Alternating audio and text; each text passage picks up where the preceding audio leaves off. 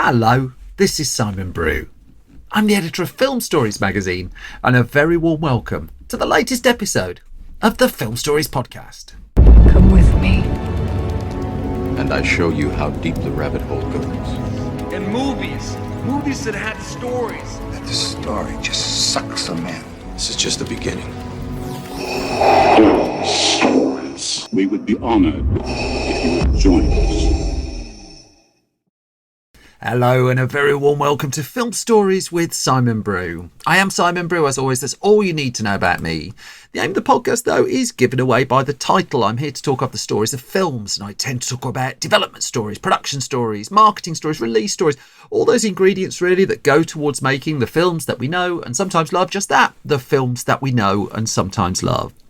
The films I tend to cover on this podcast lean more towards the mainstream than anything else. They're films I'm interested in or invested in to some degree. Try not to do snark. I'm trying not to punch down. This podcast is a celebration of cinema and a real appreciation of just how hard it is to get a movie made.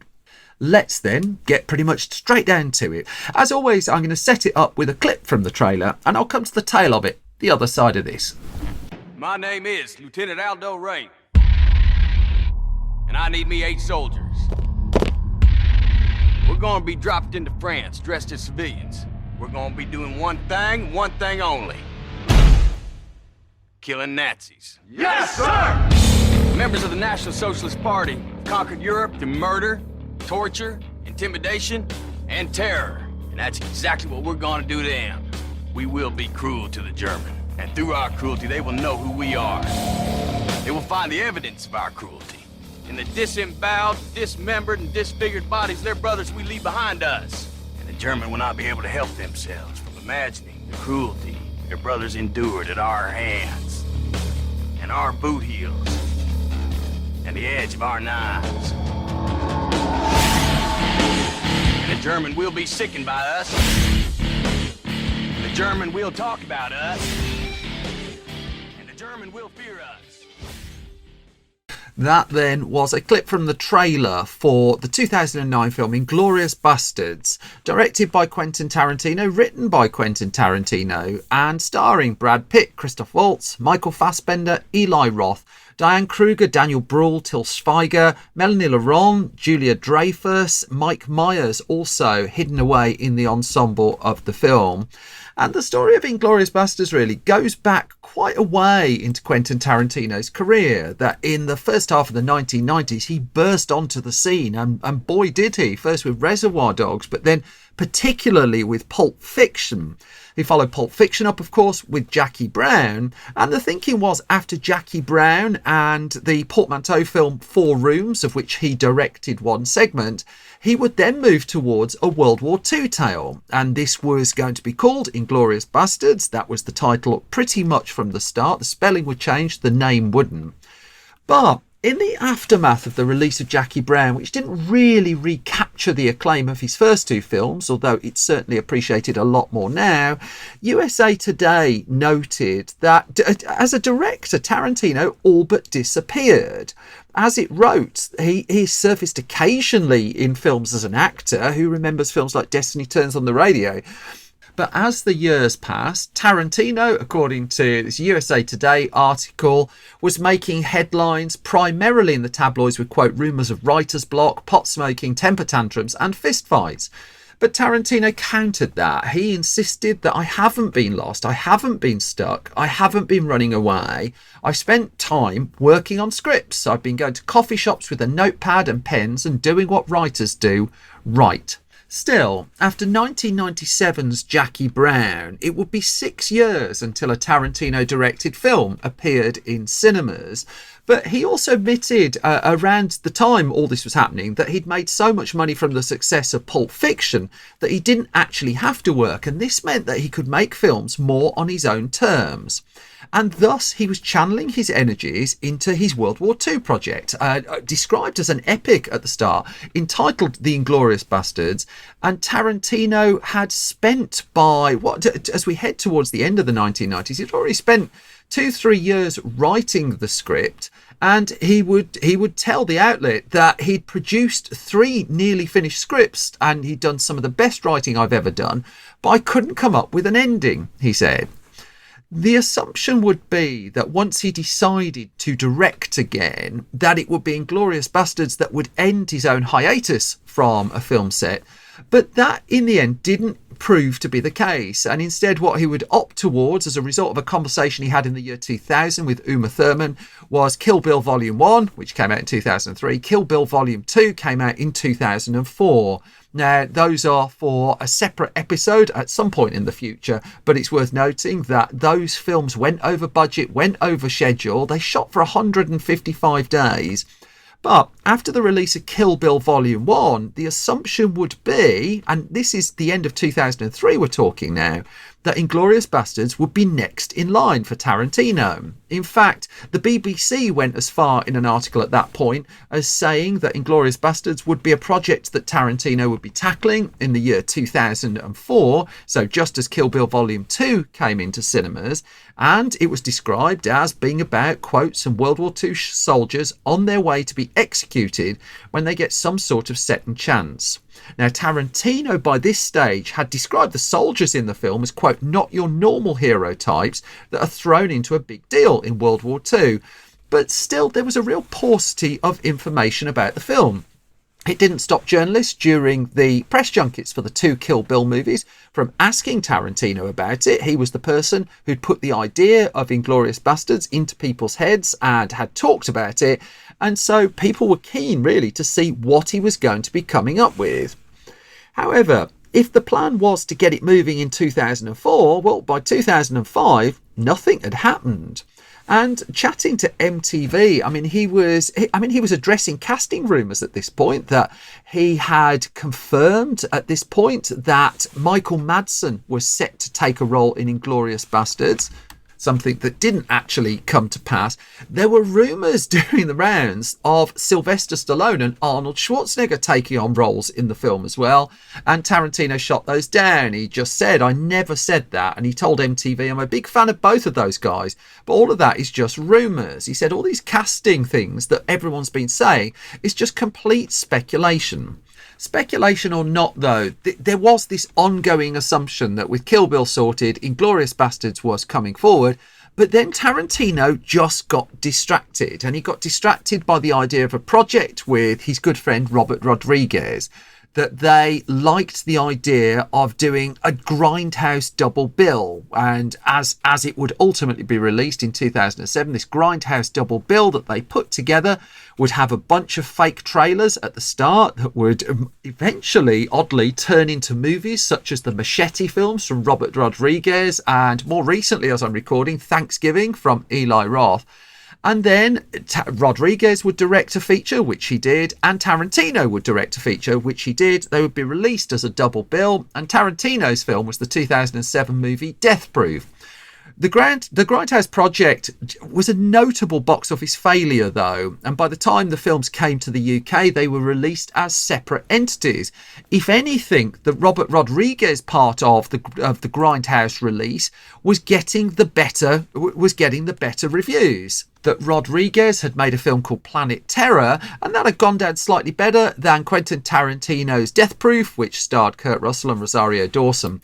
And so, they were a little bit bruised off the back of this. And so it was a case of coming out the other side of that. What on earth do you do? Well, in the midst of it all, Inglourious Basterds' script was still live, was still kicking. And at one stage around this point, and we're edging towards 2006, 2007 here, Australia's Courier Mail was noting that Tarantino had written so much script for Inglourious Basterds that he was experimenting with just what form the final production would take. Because ahead of the Netflix era, ahead really of just the way that streaming would release television episodic stuff all in one go, there was a consideration from Tarantino that he would release Inglourious Basterds as a television miniseries, perhaps something a little bit Band of Brothers-y. He simply had too much script for a film, and it got to the point where it was make your mind up time. And come 2008, it would be fair to say Quentin Tarantino made his mind up. Inglourious Basterds had been in his life to this point for pretty much a decade, and he just decided to go for it. He put his foot on the accelerator, and he set himself some very tight parameters in doing so. Now, he would describe all of this around the time to the outlet Bang Showbiz, and he would go back over the many drafts and the scripts and the pages that he'd written for Inglourious Basterds, and he put a rule in his head that the resultant film couldn't be longer than Pulp Fiction. He knew he had to cut this right the way down. And so the way that he did this was he got his previous work, he sat next to a copy of the Pulp Fiction script, and again, as he told Bang Showbiz, as I was writing my story, I'd get maybe 20 pages done, and I'd look at the Pulp Fiction script and see roughly where I was at page 42, and I'd say, okay, so I was at this place, where am I now, and how much story do I have? And even though there had been rumours that Tarantino was having some degree of writer's block, he would describe the problem that he faced as absolutely the opposite. He didn't have writer's block, he just couldn't stop writing. He couldn't stop coming up with ideas for his World War II movie, which was changing and migrating as he developed it and as he wrote it more and more.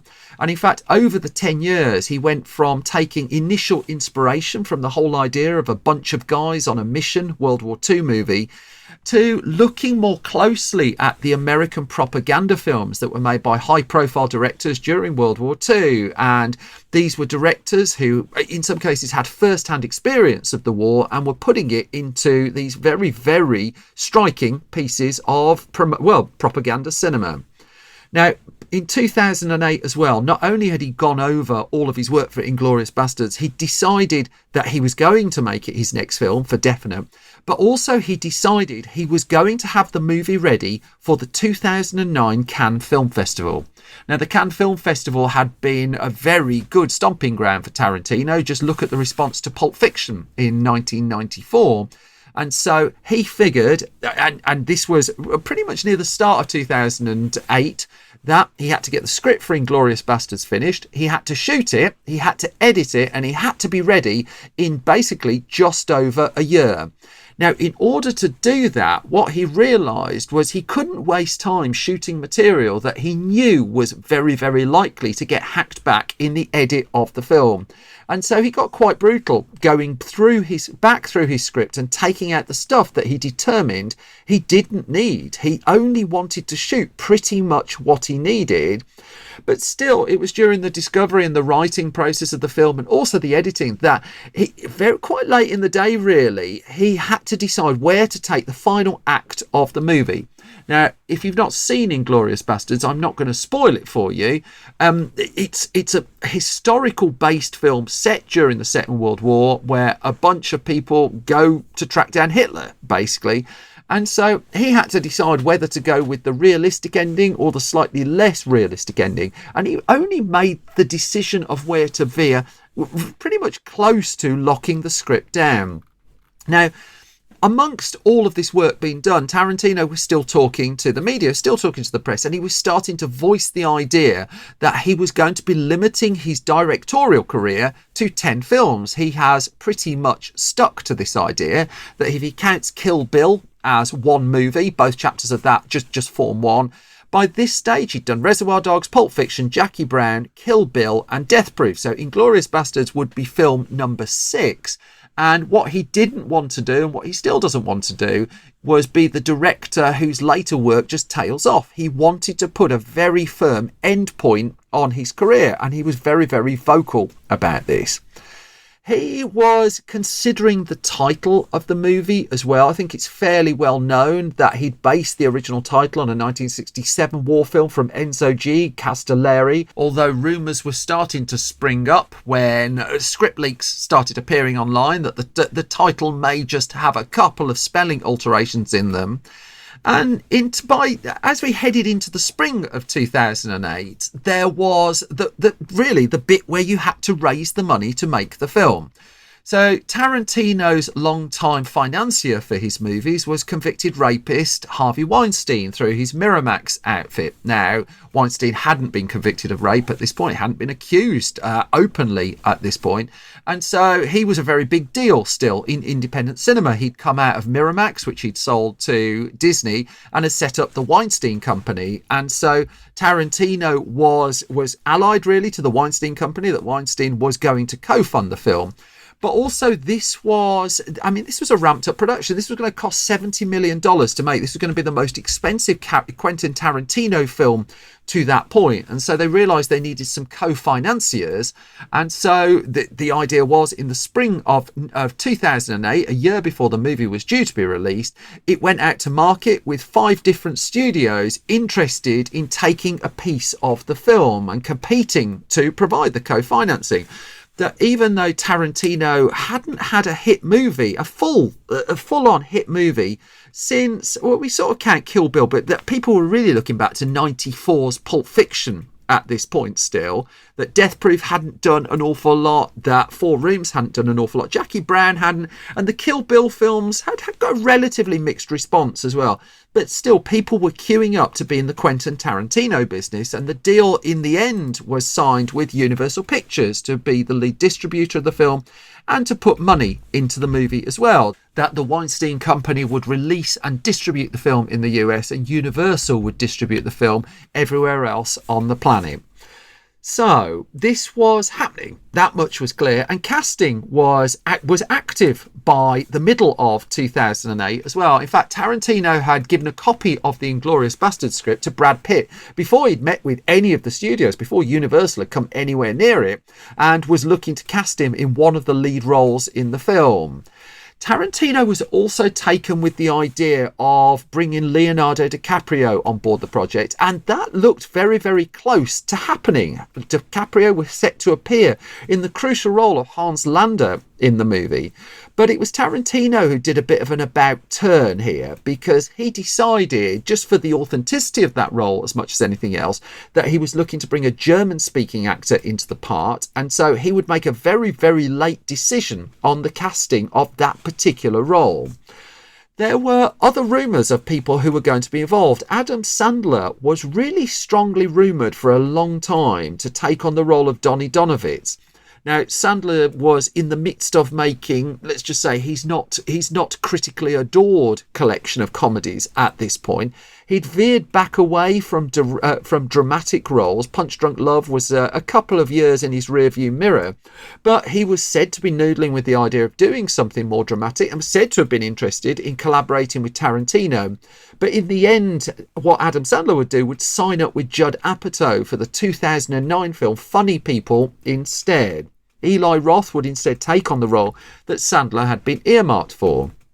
Also, as per MTV, a couple of other names in the mix. Tim Roth, regular collaborator of Tarantino's, was said to be joining Inglourious Basterds, but didn't. Simon Pegg was very, very heavily linked. In fact, Pegg was going to take on a part in the film. However, he was also committed to working with Steven Spielberg on and Peter Jackson as well on the Adventures of Tintin movie, and the schedules were going to clash, and Pegg was said to, with an incredibly heavy heart, have had to duck out of the Tarantino film in spite of desperately wanting to make the movie. Eli Roth, meanwhile, was doing a little bit of double duties. Not only was he going to be signed up to take on one of the lead roles in the film, he was also tasked with directing the propaganda film within the film. There's a movie called Nation's Pride, which Eli Roth put together for Tarantino. That has not been expanded out into a feature film a la Thanksgiving. Also around the casting, Michael Fassbender was soon added to the ensemble, and it was Diane Kruger who joined the lineup at the end of summer 2008, with Tarantino gunning towards a shoot in the autumn of that year. That the cast was firmly coming together, and Tarantino needed to get cracking. The Cannes Film Festival was about 7-8 months away at that point, and so if he was going to have the film ready for that, he needed to be shooting in October 2008. However, he nearly pulled the project really late in the day because he just couldn't find the right actor to take on the role of Hans Landa. In the end, Christoph Waltz would come aboard really, really, really late. And so he would sign up, Tarantino would press ahead. It was around this time as well that Tarantino contacted the legendary late composer Ennio Morricone to ask him if he would score the movie. Morricone had a clash and so couldn't do it, and he was a victim really of the rush to get the film ready for Cannes. Although Morricone music would end up in the film, it would not be Morricone directly working on the film. Tarantino went to the set of the film with a 165-page script in the end and 70 million of production funding, and he was ready to go. Filming could get underway in October 2008. That script of 165 pages was still slimmed down, and at the start of production out came a press release that confirmed the slight title change. Most of the shoot would take place in Germany, and it wouldn't just be the shoot. Editing facilities were in Germany as well. So the late Sally Menker, this was her last collaboration with Quentin Tarantino, could start putting the footage together as the shoot was ongoing. And there was one particularly hairy movie during the physical production of Inglourious Basterds, and Eli Roth would describe this to the Los Angeles Times, that there is a sequence in the film, again going spoiler light, where a cinema goes up in flames. And in the words of Eli Roth, we almost got incinerated. That he just, that particular sequence, he said the fire comes up and they thought it was going to burn at 400 degrees centigrade, and it burned at 1,200 degrees centigrade instead. He said that's 2,000 degrees Fahrenheit. And in the film, you see the swastika that's on the set. Eli Roth said it was not supposed to. It was fastened with steel cables, but the steel just liquefied. Now, having such extreme heat on the set also had an impact on the actors, that once that shot was in the can, Eli Roth had to have ice packs put all over him to cool him down. Another one of the actors that was in that sequence, Omar Doom, he had to go to hospital to be treated as a result of shooting that particular sequence. The film, though, I mean, contrasting to Kill Bill, which had gone over schedule, this one firmly stayed on schedule. That there was 10 weeks of shooting on location in Germany and around Europe. And even though it was a complex production, it turned out to be a faster one. But then Tarantino was very, very firmly on a schedule. The final shots of the film, though, weren't completed until the start of February 2009, and that gave Tarantino barely 3 months to assemble not just a rough cut of the film, but the cut of the movie that was going to debut at the Cannes Film Festival. And he was determined, he was pressing ahead with that plan. In April 2009, it was confirmed that it basically hit his deadline, that the film was just about going to be completed in time for Cannes, and it would be in competition for the top prize at the festival. That Tarantino had this 3 months, and the print that was delivered to Cannes was described as, quote, pretty much dripping wet. Now, Tarantino was working with a studio, and part of that deal was he would get final cut as long as the running time of the film came in at under 2 hours 45 minutes. And the version that screened in Cannes in May of 2009, well, that was just shy of 2.5 hours, that he'd hit that particular criteria. So in the build-up to the release, the film was being talked about by Tarantino as, quote, my Dirty Dozen, or Where Eagles Dare, or Guns of Navarone kind of thing. But also, broader within the industry, there was just the feeling that he needed a hit now. That there were think pieces going online around this point about, does Tarantino still have it? Has he lost his touch? Was he still the filmmaker that had come to such prominence in the 1990s? What continued to throw that into such doubt was the response that the film got at the Cannes Film Festival. So notwithstanding the fact that it got one of those ridiculously exhaustive standing ovations that seems to mean nothing, but it still got, 8-9 minutes. Imagine just standing there watching this standing ovation for 8-9 minutes. Bizarre. But still, as much as the response in the room may have come across as positive, the critics were fairly mixed on the movie. What the general consensus was, this was not of the standard of the films that have put Tarantino on the map, but there was still a lot in it to like. In particular, a very daring and very long and brilliant sequence, if I may say, that takes place early in the movie. It was an entertaining film. That much was clear. There was some pushback on just what Tarantino was representing on screen. And there was a lot of acclaim for Christoph Waltz, who, in the midst of all of this, would take home the Best Actor prize from the Cannes Film Festival that year, even though the film itself would not take home the coveted top prize, the Palme d'Or, that Tarantino had won in 1994. Still, I mean, he got the film made. He got the film made on the schedule that he set out for himself. But ahead of the actual commercial release of the movie, Tarantino surprised people by going back to the editing room, and he explained this to IndieWire just after the Cannes Film Festival had taken place, that he completed the movie in under a year, that he'd edited it at such speed, but because the film wasn't set for wide distribution now until August of 2009, he had a little bit of wiggle room. And so he went back into the edit suite and put together a scene that he'd shot but hadn't assembled for the Cannes premiere. Now, this is a scene that's before the La Louisiane sequence. It has Michael Fassbender and Diane Kruger in there as well. And then there were one or two other scenes that he nipped and tucked and just changed with a little. And what Tarantino also wanted to do was play the film in preview and in test with an American audience. He wanted to put it through a more conventional screening and test program just to see how is the film playing with the kind of audience who's actually going to stump up the cash and determine whether this is going to be a box office hit or not. The publicity for the movie was getting underway. The publicity, it's worth noting, would alter given the World War II material and setting and content of the movie. In Germany and Austria, it would be presented in slightly different ways. There would be variations in the marketing campaign and the trailers and the promotion.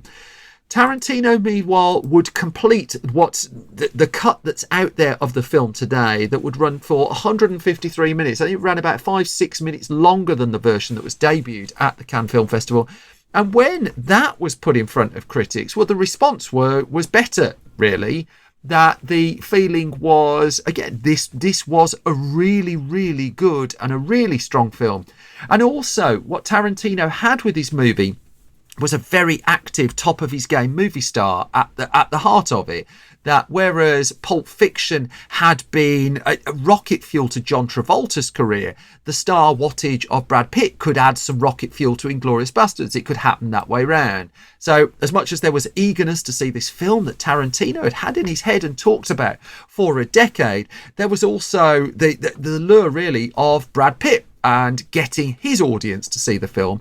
And even though Universal and the Weinstein Company had put this in a late summer slot, there was a feeling that this could break out.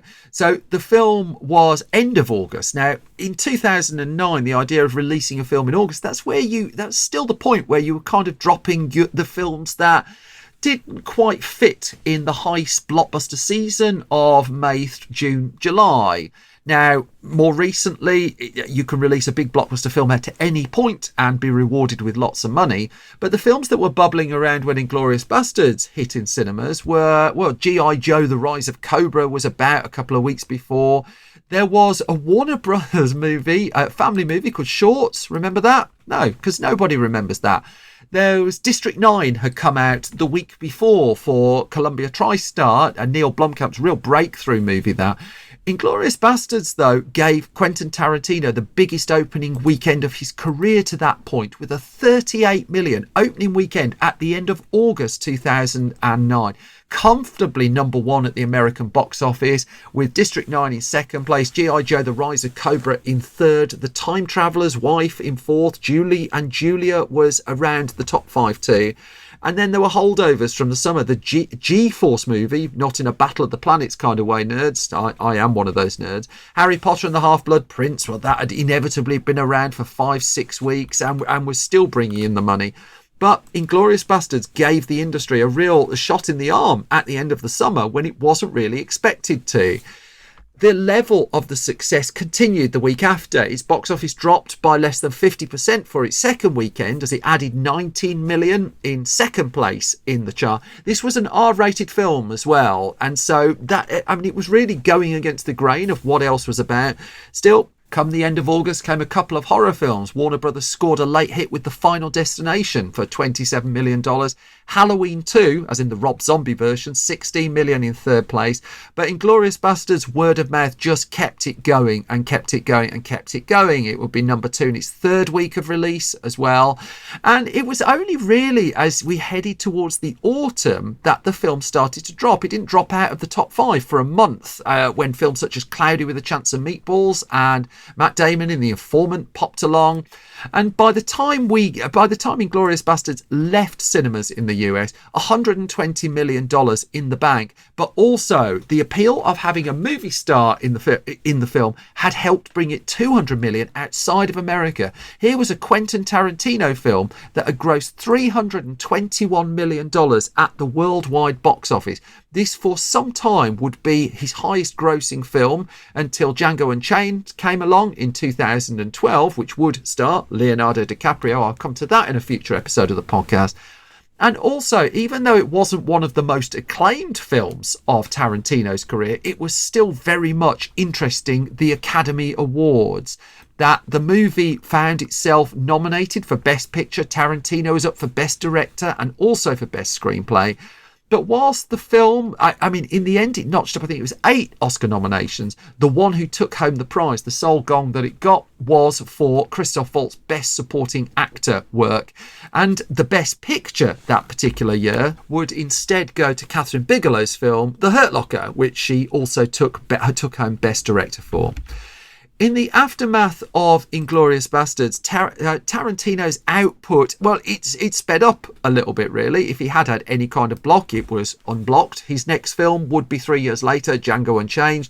His next film after that would be 3 years later, The Hateful Eight. It would be a 4-year gap to Once Upon a Time in Hollywood. And as I sit here recording now, we're waiting for news of the expected 2024 shoot of The Movie Critic.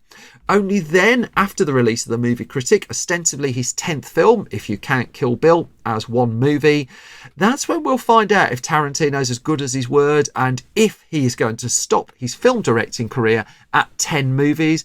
But film number 6 in his catalogue of directorial outings.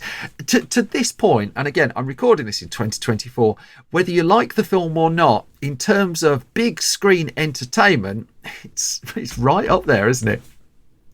As always, thank you so much for your time and thank you for listening. I'm just going to do a couple of parish notices. If you like this podcast and don't mind supporting it, there are 3 ways you can do so. You can support it financially at Patreon, patreon.com/SimonBrew. If you put money in the pot there, you get the podcast early, you get it ad-free as well. You find out the gossip of what I'm up to behind the scenes, costing you absolutely zero. If you could subscribe to this podcast at your podcast home of choice, that would be hugely appreciated. Likewise, if you could leave a review, ideally a hugely positive review for podcasts such as this, One Person in a Room. It's the kind of stuff that's absolute gold dust, and I can't thank you enough to everyone who not just listens to this podcast, I mean, thank you for doing that, but also supports it in lots of other ways. I know lots of you have my back, and it's hugely appreciated.